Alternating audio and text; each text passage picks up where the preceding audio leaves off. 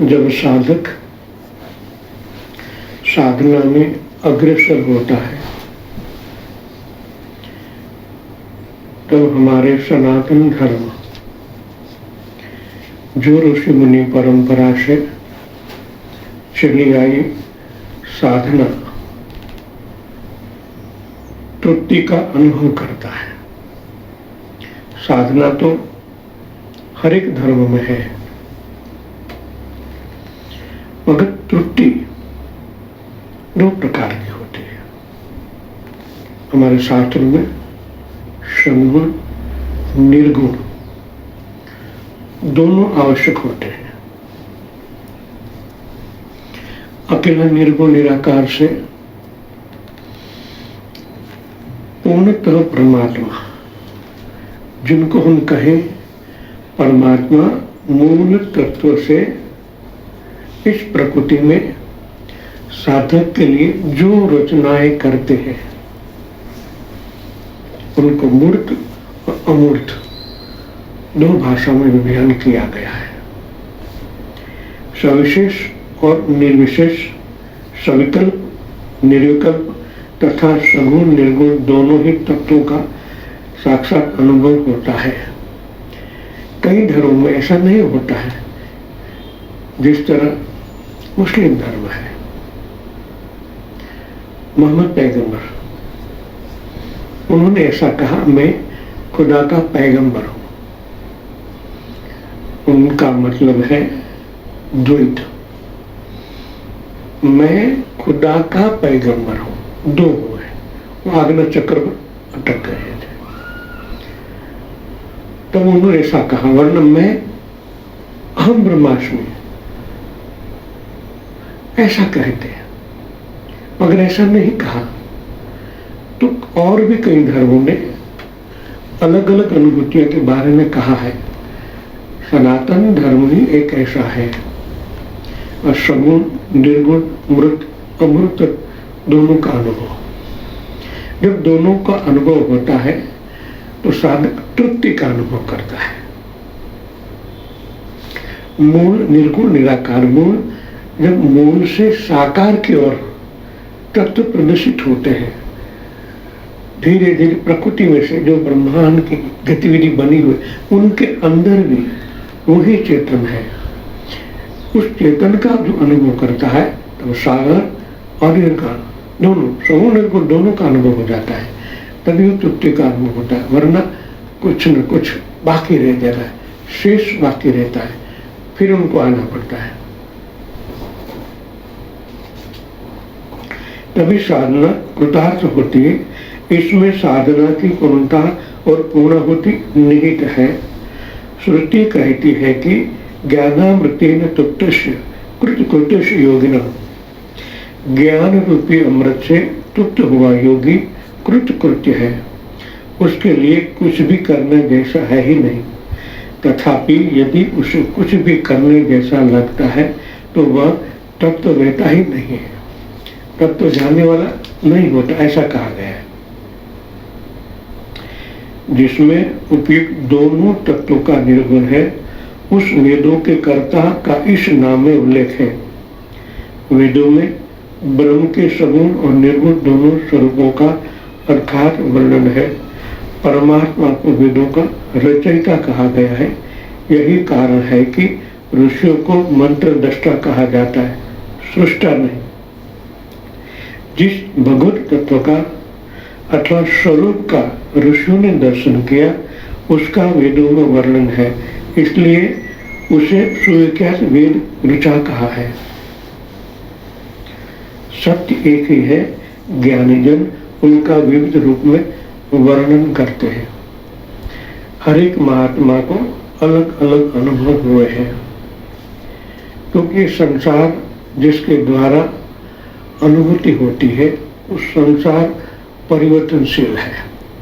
आपके सामने एक आईना बताए, आपने उस आईने के द्वारा परमात्मा, मतलब हमारे हृदय स्थान में जिस तरह की अनुभूति होती है, हम उनको मानते कि हाँ यही तत्व है, यही परमात्मा का स्वरूप है।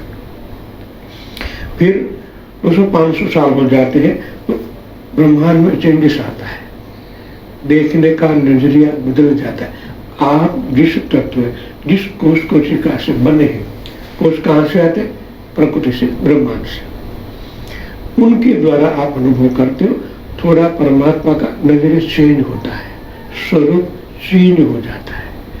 सत्य वही है, मगर सत्य के सामने जो आईना आ जाता है, उनके द्वारा ही आप उनका अनुभव करते हो। इसलिए तो भगवद गीता एक ही है, भगवान से मुख से एक ही गीता बनी, मगर उनकी हजारों टीका लिखी गई। जो जो महात्मा ने जिस एंगल से गीता को देखा, समझा, अनुभव किया, उसी तरह की टीका बाजार में आ गई। सत्य तो एक ही है, मगर हमने अलग अनुभव किया, आपने अलग अनुभव किया। ये हमारे साधकों में होता है। एक ही हॉल में बैठे हुए हैं, एक ही गुरु के निश्रा में है, फिर भी अलग अलग अनुभव होता है। इनका कारण है आपके आंतरिक जगत का जो कोश कोशिका है, इनके द्वारा ही आपको दर्शन होगा। आपके कोश कैसे बने हैं, उस पर डिपेंड है। तो यहाँ भगवान को इसलिए कहा कि सगुण और निर्गुण का अनुभव होना चाहिए। निर्गुण निराकार एक ही। जब आप सगुण के द्वारा उनका अनुभव करते हैं, बाद में लास्ट में अरे ये तो वही है, ये अनुभव से तृप्ति होती है। वरना किसको कहेंगे तो कहने उपनिषदों में ऐसा लिखा है, वेदों में ऐसा बताया गया है, शास्त्रों में ऐसा बताया गया, और महात्मा लोग परमात्मा का वर्णन ऐसे करते हैं। तो मैं क्या गलत हूं? ऐसी ब्रह्मणा पैदा होती है। मेरा अनुभव क्यों अलग है, ये प्रश्न होता है। मेरी ब्रह्मणा है, ये सत्य है। कई साधक मेरे को लिखते हैं, गुरुदेव ये मेरा अनुभव कुछ ब्रह्मणा तो नहीं है, सत्य में मेरे को अनुभव हुआ है। इनका इसलिए कहने जा रहा हूं कि अनुभव अलग हो सकता है, क्योंकि आपकी बनावट के हिसाब से। आप इलेक्ट्रॉन, प्रोटॉन, न्यूट्रॉन में कभी न्यूट्रॉन ज्यादा होता है, कभी प्रोटॉन ज्यादा हो जाता है, तो जो बनावट चेंज हो जाती है। कांच अलग अलग है, दृश्य एक है, दृष्टा एक है, और बीच में जो कांच है कोई कलर का, उसी कलर का आपको दिखने पड़ेगा। आप देख रहे हो बीच में अलग कलर है, तो आप अलग देखोगे, मगर सत्य जो है वो एक ही है। इसलिए मन में एक भ्रमण नहीं होनी चाहिए।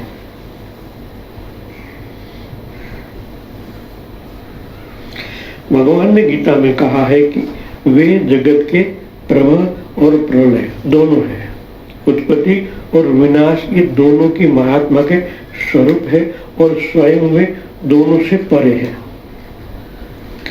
उपनिषद ने इस विश्व को ब्रह्म का उच्छ्वास कहा है। जब ब्रह्म का उच्छ्वास बाहर की ओर प्रसारित होता है, तब अनंत विश्व का उद्भव होता है और वे गतिमान होते हैं। अंतर जगत में आने के बाद जब बाहर का श्वास, तो ये ब्रह्मांड के अंदर जो श्वास पूरे कण कण में फैलता है, जब वो बाहर आता है तो उनका उद्भव इथर में भी होता है। इथर में वैसा ही बनता है। ये ब्रह्मा की बात है। हमारे यहाँ भी ऐसा ही, आपके अंदर भी ऐसा ही होता है, मगर आप अपने को छोटा मानते हैं। आप उच्छ्वास जब बाहर निकालते हो, श्वास तो अंदर जाता है, कहाँ तक? नाभि तक। आपकी नाभि ब्रह्मांड के नाभि से एक है। वहां से जब बाहर आता है, पूरा अनुभव मनो श्वास कण कण में फैलता है, हमारे एक एक कोष में फैलता है। तभी तो कोष जीवित रहते हैं। और कोषों में जो मूल तो डीएनए पड़ा हुआ है, आरएनए पड़ा हुआ है, वहां टच होने के बाद जो बाहर जाता है वैसे ही प्रकृति बनाता है। आप अनुभव नहीं करते हो। जब सूक्ष्म दृष्टि से सतत आप देखोगे, आपका उच्छ्वास जैसे ईथर के साथ टच होता है, तो दोनों का मिलन होता है, बाहर और आंतरिक जगत का उच्छ्वास। तो वहां एक नई घटना घटित होती है।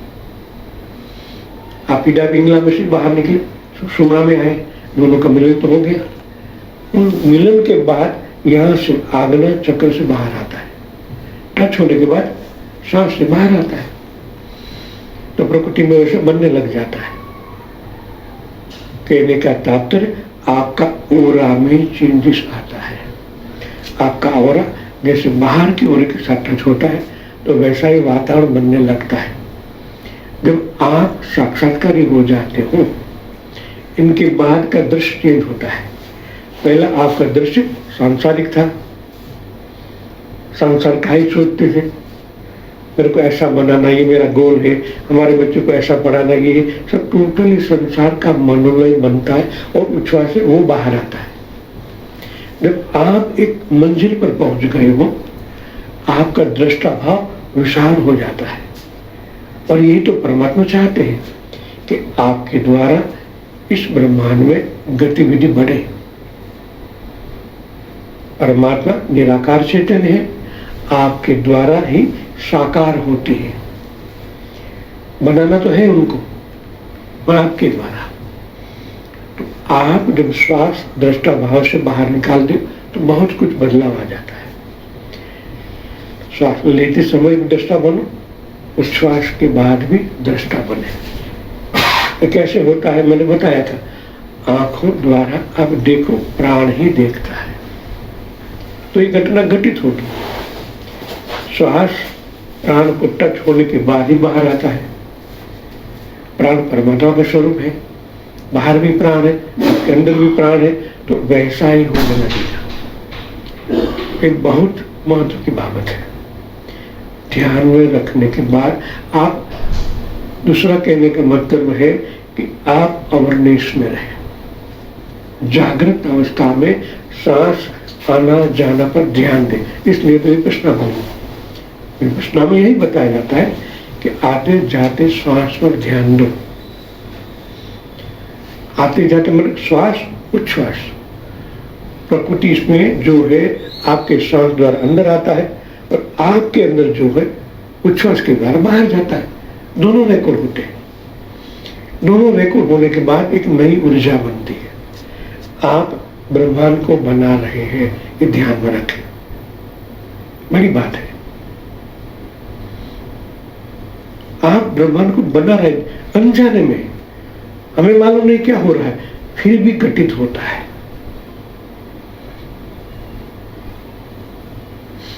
ऐसे नहीं कि हमारे ऋषि मुनि यहाँ बैठे बैठे गतिविधि देख पाते हैं और विचारों का संक्रमण आदान प्रदान करते हैं। आपने जो सूक्ष्म को प्राण के साथ घटित होने के बाद जो संक्रमण भेजा, विचार तो है, किसी दर्दी को आपको प्राण देना है, पहले तो आपने सोचा ना कि मेरे को इनको वाइब्रेशन देना है तो विचार ना, और विचार वहां पहुंचा भी और वहां चेंज भी होता है ना, ये प्रैक्टिकल बात है। आपने जो संकल्प किया तुरंत वहां जाता है और प्रैक्टिकल होता है। तो यही तो बात हुई ना, उस ब्रह्मांड में आपने चेंजेस किया, ये तो बात सत्य है, आपके द्वारा चेंजेस हो गया है। तो ये घटना जागृत अवस्था में की, आप उनको देख रहे हैं, वाइब्रेशन दे रहे हैं, हाँ मैं दे रहा हूं, चेंजेस हुआ, उनका वाइब्रेशन वापस भी आए और आपको मालूम पड़ा हाँ काम हो गया। मगर जब तक वाइब्रेशन देते हो तब तक आप अवेयरनेस में, बाद में बेहोशी में आ जाते हो। एक संकल्प 5 मिनट के लिए, 2 मिनट के लिए आप दृष्टा में बन जाते हो, भेज दिया, साक्षी बन जाते हो, कुछ जा रहा है तो बाहर जगत अनूप हो जाता है, आप प्राण के साथ कनेक्ट हो जाते हो। जब ये आंखों से देखने लगोगे तो हर हमेशा अवेयरनेस में ही रहोगे, और यही करना है, कोई संकल्प विकल्प नहीं, फिर भी कार्य होता ही है।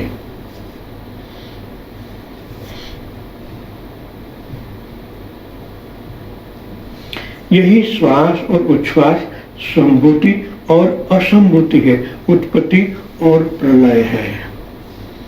उत्पत्ति पॉजिटिव एनर्जी दिया, उत्पत्ति हो गई, नए कोष बन गए, वहां क्या चेंजेस हुआ, सामने वाले के अंदर क्या चेंजेस हुआ, आपने पॉजिटिव प्राण दिए, जैसे ही देने के बाद वहां कोष बदल गए तो प्रणय हो गया ना, नेगेटिव दूर हो गए, पॉजिटिव एंटर हो गए। जो ये शास्त्र कह रहा है वैसे आपके द्वारा होता है, मगर हो गया, ज्ञान नहीं है, होता है, होता नहीं, आपके संकल्प से ही होता है। भगवान प्रलय करें और बना रहे सृष्टि को तो आपके द्वारा वही तो होता है। हम मानते एक व्यक्ति को, कृष्ण को, कृष्ण एक ब्रह्म है तो वो करते हैं, मगर आप भी करते हैं। अब यही घटना आपके साथ भी होती है, कुछ नया बना रहे हो ना और उनके नेगेटिव निकाल रहे हो, कैसे कोशिका अणु परमाणु को चेंज करते हो तो विनाश हो गया, प्रलय हो गया। तब ज्ञान से इस बात को, तत्व से इस बात को समझोगे तो आप कहोगे हाँ मैं ही नारायण हूं, नर नहीं मैं नारायण हूं। सूक्ष्म चीज होता है, जागृत अवस्था में धीरे धीरे बीच में जिसको वाइब्रेशन देना उनके 1 फुट बीच में आप वहां ध्यान दोगे ना तो कुछ अलग अनुभव होगा। परमानेंट करना है। जय सच्चिदानंद।